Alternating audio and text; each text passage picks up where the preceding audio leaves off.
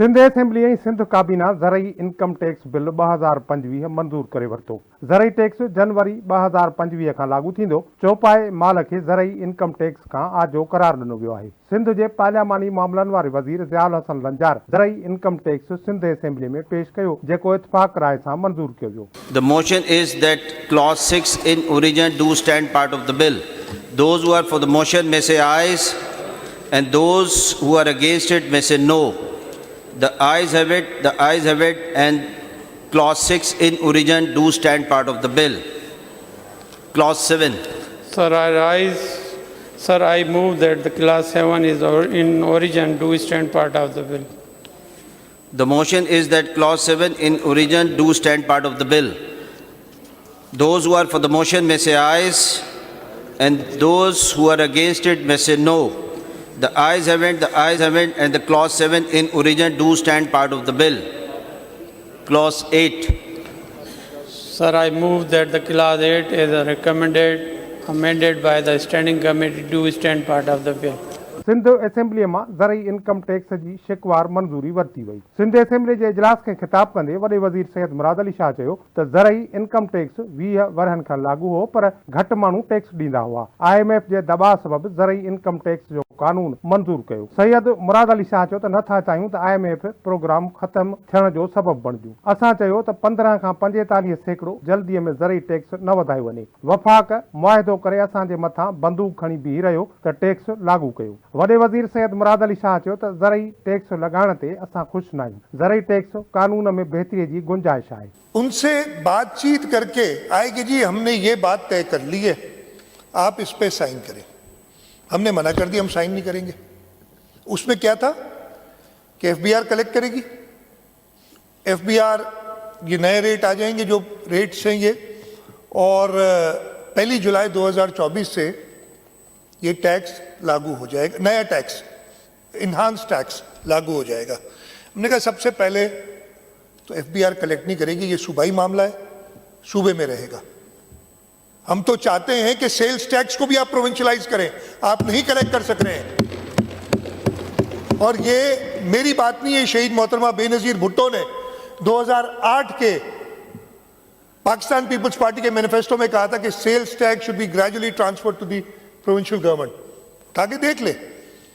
और हमने सूबा सिंध में SRB बनाने के बाद ये वो SRB का टैक्स जो आप कह रहे हैं ना, SRB नहीं करती कलेक्ट, जब वफाक हमारे लिए कलेक्ट करती थी 2000, मुझे साल याद नहीं, 11-12 तक है या 11-12 तक, जब वफाक टैक्स कलेक्ट करती थी तो उसने हमें उस 11-12 में टैक्स दिया 7.5 अरब रुपए।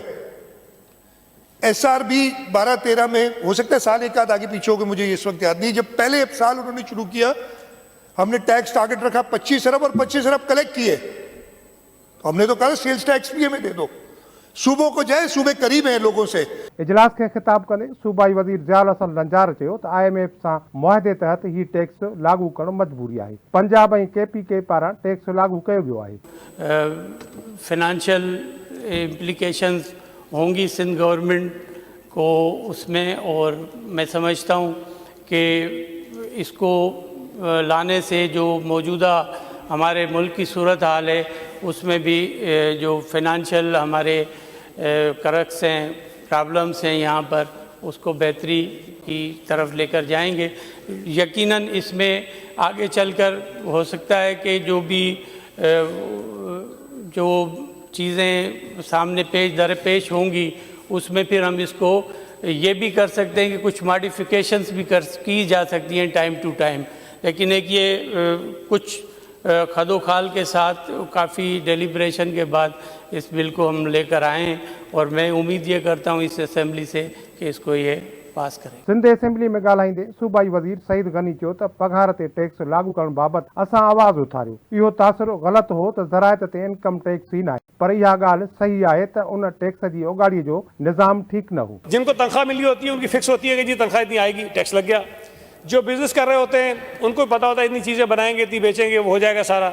लेकिन एग्रीकल्चर का जो निज़ाम है, जो लोग एग्रीकल्चर से वाबस्ता हैं, उनको समझ सकते हैं कि आप अपने आप को उस तरह से कैलकुलेट नहीं कर सकते हैं जिस तरह से कोई और इनकम कमाने वाला जो हमारा शोबा है वो कर सकता है। तो इसको किसी डिफरेंट एंगल से देखने की ज़रूरत थी, लेकिन बदकिस्मती से जब IMF के साथ ये मुआहदा हुआ तो उसको उन्होंने कंसिडर नहीं किया और ये कमिटमेंट कर दी कि तमाम सूबे भी जो हैं उसी शरह से एग्रीकल्चर को भी टैक्स लगाएंगे जिस शरह से दीगर शोबों के ऊपर लगाया गया है। ये है सख्त फैसला और इससे यकीनन बहुत ज़्यादा बोझ आएगा। जब मैंने कैलकुलेट किया कि मैं अपनी गुज़िश्ता साल की इनकम पर जितना मैंने टैक्स दिया है उसके ऊपर जो अगले साल में मुझे टैक्स लगने जा रहा है, उससे तो सच्ची बात है मैं खुद हिल गया हूं कि ये होगा क्या हमारे साथ। उम्मीद कयूं था त वफ़ाक़ी हुकूमत आमदनी ते टैक्स घटाईंदी। असां सम्झूं था त ही हिकु सख़्त फ़ैसिलो आहे। हिन टैक्स जो फ़ाइदो आबादगारनि खे थींदो। सिंध भी मजबूर है, जब ऊपर से 3 सूबे हिमायत कर रहे हैं, हम ना करें तो ये गलत बात होगी।